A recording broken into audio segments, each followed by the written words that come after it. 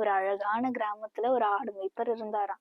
அவருக்கு நிறைய ஆடுகள் இருந்துச்சாம். அந்த ஆடுகளுக்கு தேவையான சாப்பாடு எல்லாத்தையும் அவர் வேலைக்கு கொடுத்துருவாங்களாம், நல்லா பார்த்துப்பாங்களாம், அண்ட் லவ் அண்ட் அஃபெக்ஷன் கொடுப்பாங்களாம், அதுக்கு தேவையான நீட்ஸ் எல்லாத்தையும் செஞ்சு தருவாங்க. அப்படியே நாட்கள் போயிட்டு இருந்ததாம்.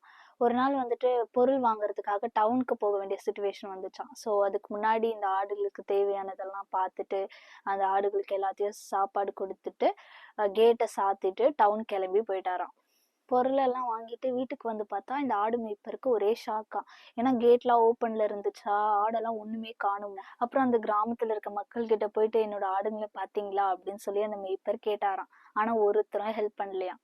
அதுல ஒருத்தர் மட்டும் ஒரு ட்ரக்ல நிறைய ஆடுகளை ஏத்திட்டு போனதை நான் பார்த்தேன், ஆனா அது உங்களோட ஆடா எனக்கு தெரியல அப்படின்னு சொன்னாராம். உடனே இந்த மேய்ப்பர் போலீஸ் ஸ்டேஷனுக்கு போயிட்டு கம்ப்ளைண்ட் கொடுத்துட்டு ரிட்டர்ன் வரும்பொழுது ஒரு ஹோட்டல்ல ஒரு ட்ரக் இருந்ததை பார்த்தாராம். அந்த ட்ரக்ல நிறைய ஆடுகள் இருந்துச்சா. உடனே இவர் போயிட்டு அந்த ட்ரக்கோட டிரைவர் கிட்ட போயிட்டு இது என்னோட ஆடுகள், எனக்கு கொடுத்துருங்க அப்படின்னு சொன்னாராம்.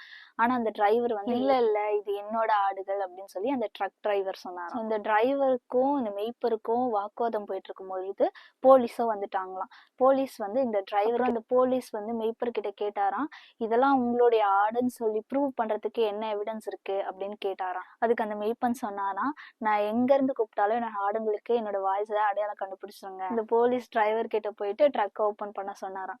ட்ரக்கை ஓபன் பண்ணதும் இந்த மெய்ப்பர் குரல் கொடுத்தாராம். அந்த குரலை கேட்டு அவருடைய ஆடுகள் எல்லாம் ஓடி வந்து இந்த மெய்ப்பரை சூழ்ந்து நின்று இந்த ஆடுகள் எல்லாத்தையும் வண்டியில ஏத்திட்டு தன்னுடைய கிராமத்துக்கே கூட்டு போயிட்டாராம்.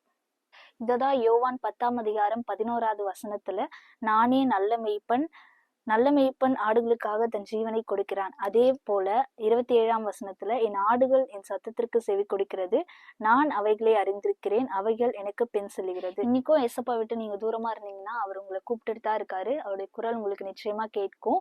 ஸோ ஏசப்பாவுடைய வார்த்தையை கீழ்ப்படிஞ்சு சீக்கிரமா பற்றி கொள்ளுங்க. ஸோ இந்த மெசேஜ் உங்களுக்கு பிடிச்சிருந்துச்சுன்னா உங்க ஃப்ரெண்ட்ஸுக்கு ஷேர் பண்ணுங்க.